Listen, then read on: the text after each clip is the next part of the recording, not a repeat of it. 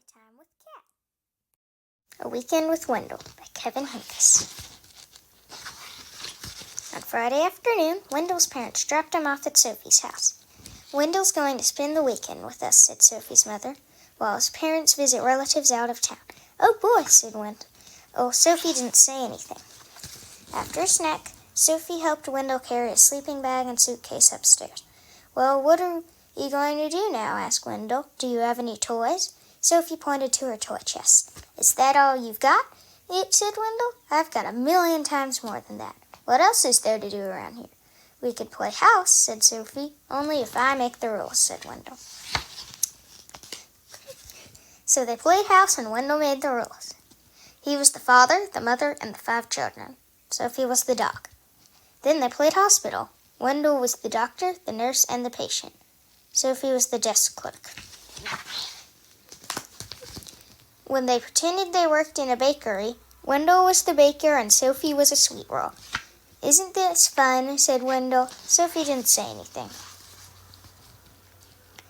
At dinner, Wendell said he was allergic to anything green, so he didn't have to eat his vegetables. And then, when Sophie wasn't looking, he scooped the whipped cream off her dessert. "When is Wendell leaving?" whispered Sophie. "Soon," said her mother. "Soon," said her father. After Sophie's parents tucked Sophie into her bed, zipped Wendell in a sleeping bag, he kissed them both, and turned off the light, Wendell grabbed his flashlight and shone it right in Sophie's eyes. "See you tomorrow," he said, smiling. Sophie shut her eyes. "I can't wait for Wendell to go home," she said to herself.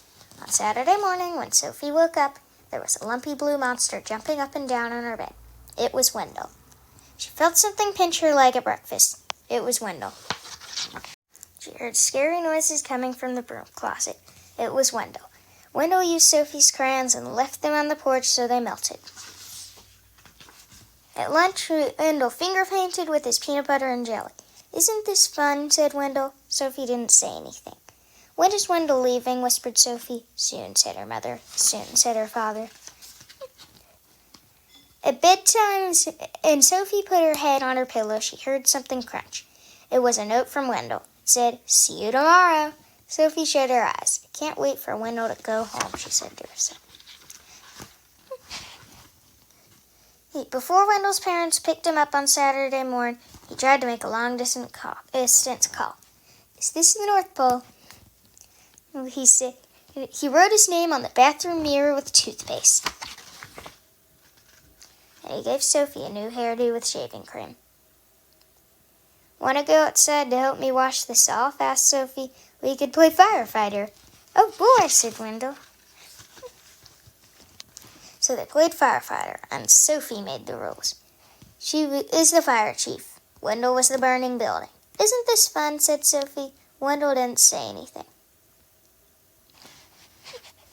"Do I get to be the fire chief?" asked Wendell. "Maybe," said Sophie. Soon, Wendell and Sophie didn't care who was the fire chief or who was the burning building. "Time to go," said Sophie's mother. "Time to go," said Sophie's father. "Already," said Wendell. "Already," said Sophie.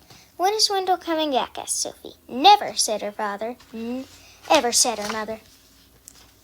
That afternoon, when Wendell unpacked his suitcase, he heard something crunch. It was a note from Sophie. It said, "I hope I see you soon." The end.